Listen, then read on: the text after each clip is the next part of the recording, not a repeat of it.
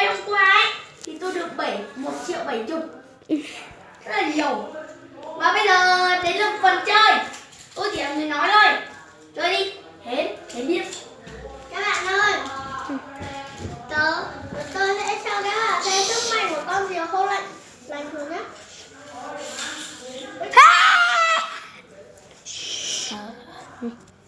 Không được cười. Rồi. Vừa lúc nãy thì nó chỉ ăn đồng xu nhẹ ở đây là nó không biến hình được. Nếu mà rút nó vào tay nhé thì các bạn có thể thấy là nó có thể Kèo biến thành kẹo gì ấy, đưa tới một miếng, cho tới một viên có vị sô cô la trong đấy.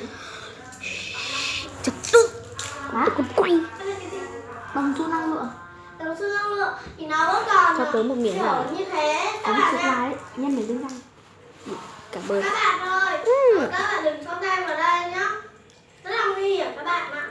Nhưng mà mình cũng không biết. ngon. Lúc đầu ấy mà Ăn đi từ từ rồi. bác tôi ấy thì cũng để quên con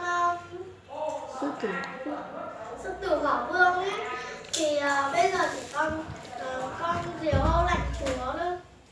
Thì giờ bạn tôi quay lại rồi. Tiếp tục. Các bạn ơi, các bạn còn nhớ là con sư tử hỏa vương thì bác Cái tôi này. cũng đã để quen rồi. Khi nào mà đến Tết ấy thì bác tôi sẽ về, bác tôi sẽ nhớ lấy cháu Nhớ đề đấy nghị, cậu ơi, nhớ lấy về nhé. cháu đề nghị bác là đừng mang con này về quê nhá. Bác có sư tử hỏa vương rồi thì bác chỉ cho con đấy, lúc nào bác về thì bác có thể mang về đấy.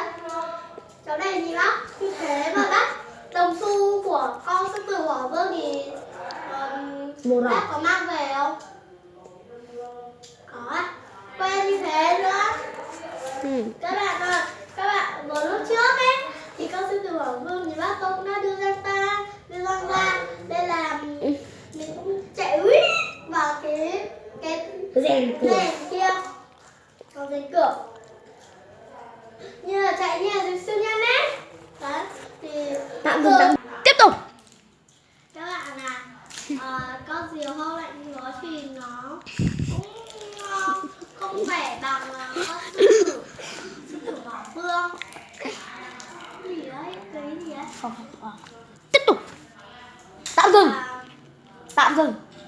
Tiếp tục. Con sư tử hỏa vương thì cái răng của nó rất là ngầu, khi mà nó quay lên đấy thì nó rất là ngầu luôn. Muốn nói thì phải tạm dừng.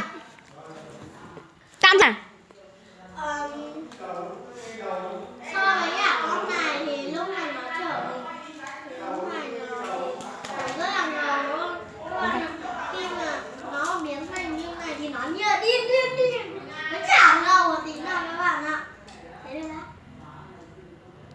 Ok, tôi đã quay lại đây. Và tiếp tục đi. Tiếp tục.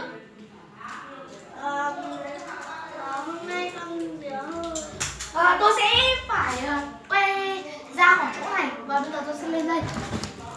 Nói hãy cho tôi một like đi. Xin chào các bạn hãy vào like để Có thể động lực cho chúng tôi quay thêm. có thể động lực cho tôi để chúng tôi quay thêm. Chào các bạn. Ok, chào bạn luôn đi. Sắp hết thời gian rồi này.